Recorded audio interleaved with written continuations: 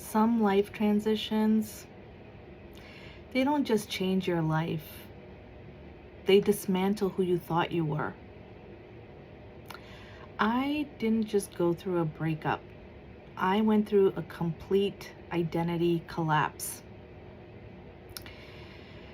And if you've ever felt like your life was falling apart in a way that just doesn't make sense, in a way that seems more intense or different than what other people in similar situations go through, you might be going through a dark night of the soul. And most people don't prepare you for that. The good news is, I've been through several myself, and I'm just here to help you make sense of all the chaos that's happening in your life right now. So, a dark night of the soul it's not just any old hurt or feeling like, oh, this is a hard season. It's when everything that used to work just stops working. Who you used to be, the coping mechanisms that you used to use, those things just don't fit anymore. And it's this liminal space, this in-between space where something new hasn't taken root yet. Frankly, it's disorienting, right? It's really hard. I mean, I don't even have a word for it to help you understand the depth of emotion, the depth of pain, the depth of the darkness that you could experience in this type of dark night of the soul, this type of transition. In it, you could lose relationships. You could lose a core part of your identity. You could lose financial stability, a sense of yourself, direction. And the hardest part, especially for, those of us who have been trained as lawyers or other professionals, executives, etc., you can't rely on your intellect. You cannot just think your way out of it. Honestly, you can't even just manifest your way out of it. Trust me, I tried that too. So, let me tell you a little bit about my story, because maybe it'll help you. One of my dark nights of the soul, probably my most recent one, frankly, it started for me in 2023 with my separation from my ex. But it didn't reach a peak until 2025, my 50th year. And it's funny. I set an intention at the beginning of 2025 that it would be an epic year. And boy, was it. It was totally epic, but not in the way that I thought it was going to be. It wasn't like, woohoo, epic fun. It was, woo, epic, life-changing, and really, really, really challenging. So a few months before I turned 50, I made the decision to leave my law firm executive career. I was really burnt out.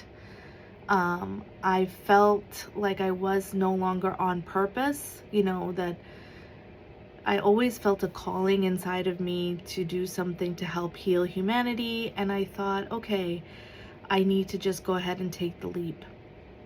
And I did. And my last day at the law firm was January 31st of 2025. But what people don't realize, when you choose to leave, a big career with its big salary, it is difficult on your identity, especially for so many people who focus their identity around their career. You know, it's not uncommon, especially not in the US. So, so leaving that was one part of the stripping away that happened during the dark night of the soul. With it came a loss of income, and a large income. Now I prepared, you know, I had my home equity that I turned to, and I also had whole life insurance, which I use as my own personal bank account, and just, you know, had some savings. So that combination, I was prepared to, honestly, I thought maybe 6 months or so, but life had other plans for me. Also, during my 50th year, I no longer had my two best friends. These were best friends that I had had for decades. And that was a very painful, those were painful endings, really painful endings. And then on top of that, I had also done some work on myself, physical work, to help heal parts of my body that I felt like were affected by some of the trauma. And some of the strategies worked to an extent, but it didn't fully work. So, and of course, in the middle of all of that, I decided to get married and file for divorce very quickly from somebody else, because, you know, why not add to the trauma, right? Like, sure. Anyway, I felt like I was being burned alive, torn apart, dismantled, piece by piece, layer by layer. And honestly, there were moments that I did not recognize myself, moments when I didn't know what my life was, moments when I'm just like, I don't think I'm ever going to survive this dark night of the soul. And I had been through a few before that, so I knew what it was. I had some baseline. When I started to notice that it was taking over my depression and my anxiety was worsening, you know, I took the appropriate steps with medicine, with seeing my doctor, getting my prescriptions updated, etc. So people talk about the healing process like it's peaceful. This isn't that. Dark Night of a Soul is absolutely 100% a healing process, but it's messy. It's exhausting. It's confusing, and honestly, sometimes unbearable. And there are days when, you know, I couldn't produce. I couldn't achieve. I had nothing left to give. I could sleep. And pretty much that was all I could do. And just take care of my baby, you know, because I was just trying to survive. And that did not go away easily. In fact, I still am dealing with it. I'm not gonna lie. You know, even just last week was a really tough week. So, in the middle of this dark night of the soul, one thing that I want to share with you is that your home can be a sanctuary. It can be something that allows you to heal. And, you know, a lot of people don't talk about this, you know, in real estate.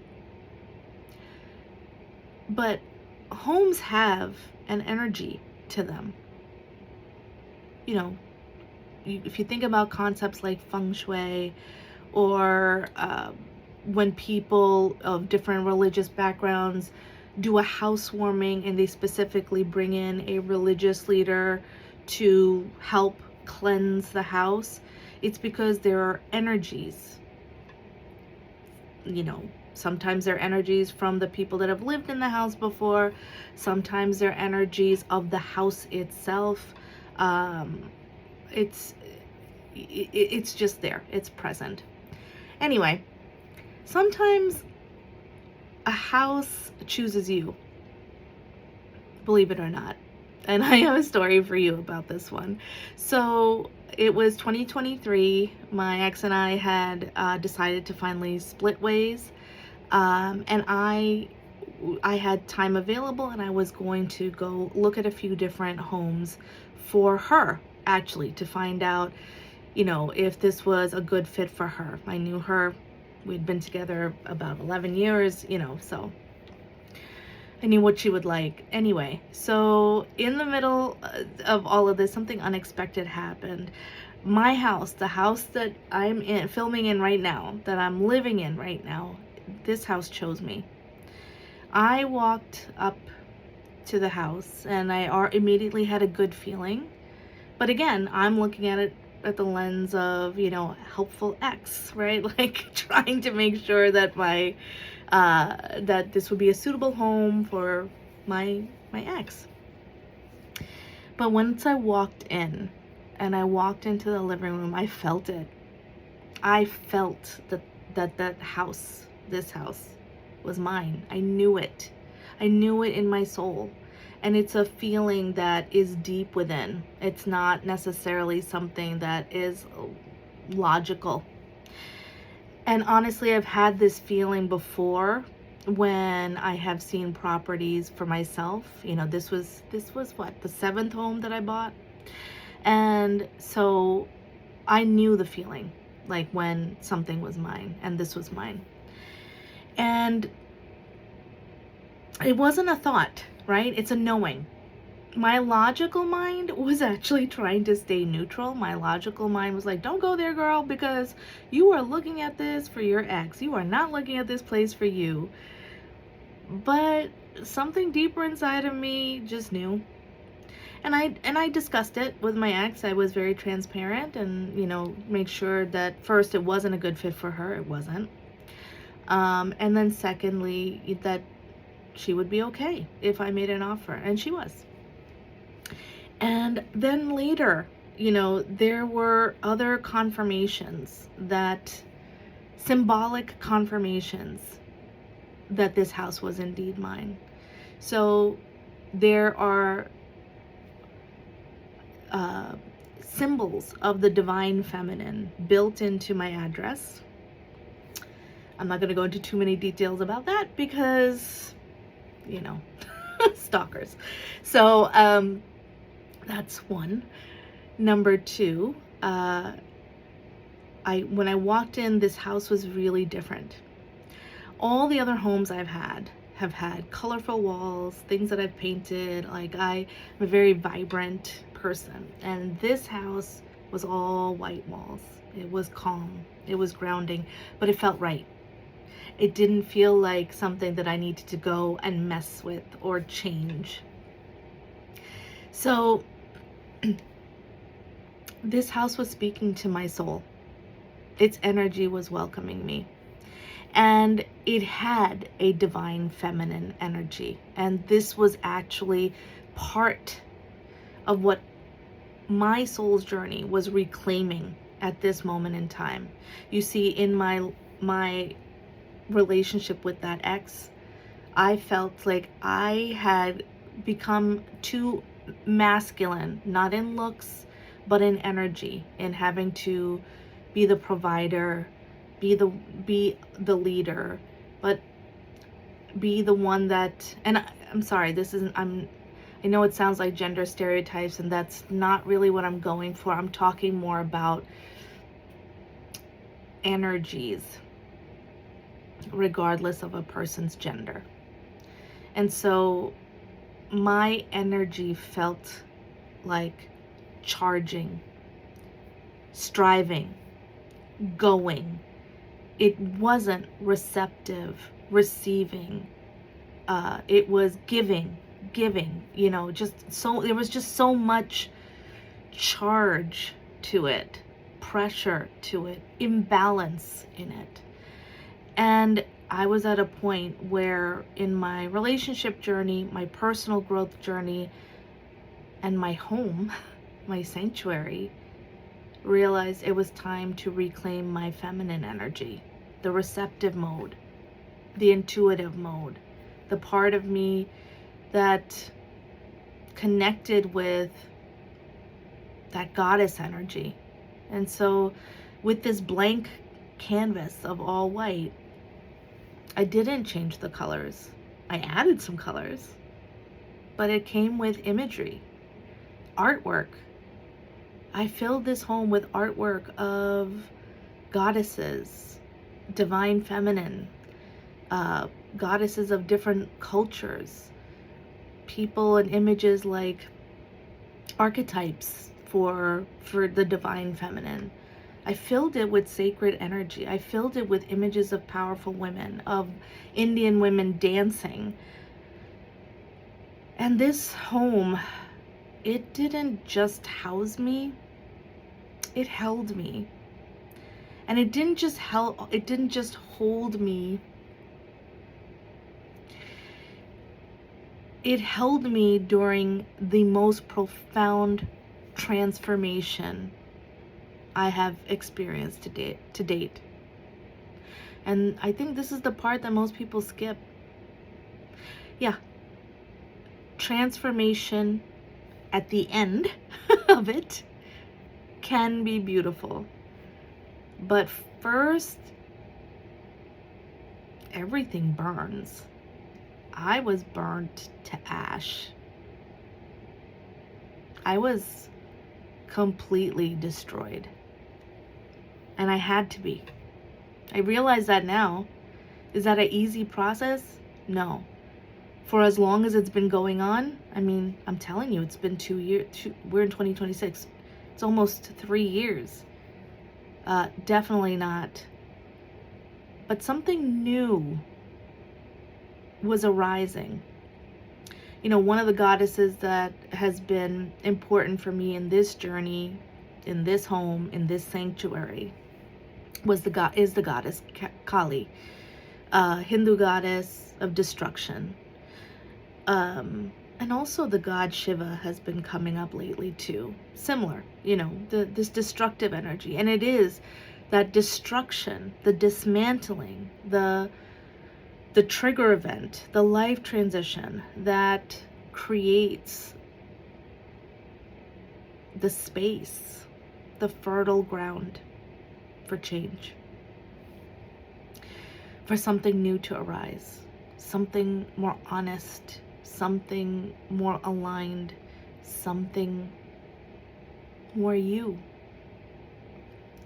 So if you're in this season, this dark night of the soul, you are not broken. Let me tell you, no, you're strong and you're resilient, because not everybody has a dark night of the soul.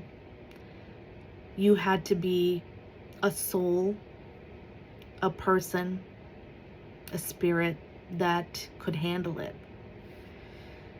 And you're in a process that honestly, it doesn't follow a timeline. It's messy, but you're not behind, and you're not failing. You, my dear, are being restructured. The old doesn't fit anymore, and it's got to go completely. I'm not just talking about to the studs, right? I'm talking about just all the way out to the foundation, to the roots. Clearing the land so that something new, something more aligned with you now can come to be. So this is why I think about real estate differently now. You know, a home is not just a price, a location, a beautiful setting, square footage, whatever. It is a sanctuary. It's the container for who you are becoming. And that's why it's really important where you choose to live, especially during life transitions. Especially during life transitions. And I'm not talking about you have to own it, right? Of course, I'm doing real estate. And of course, I chose to own. That was the right decision for me. And I don't regret it. I've never regretted those decisions, except maybe once. But in time, that also ended up being a fine decision. But my point is, where you live matters more than most people realize. So take that time, for yourself to figure out what is going to be that safe space for you, that container for you, that sacred container for you. A place where, as everything else around you might be falling apart, it can anchor you. It can just allow you to safely burn to ash so that the phoenix can rise. If you're navigating a major life transition like this, if you're navigating a dark night of the soul, I see you. I know you. I love you. I've lived it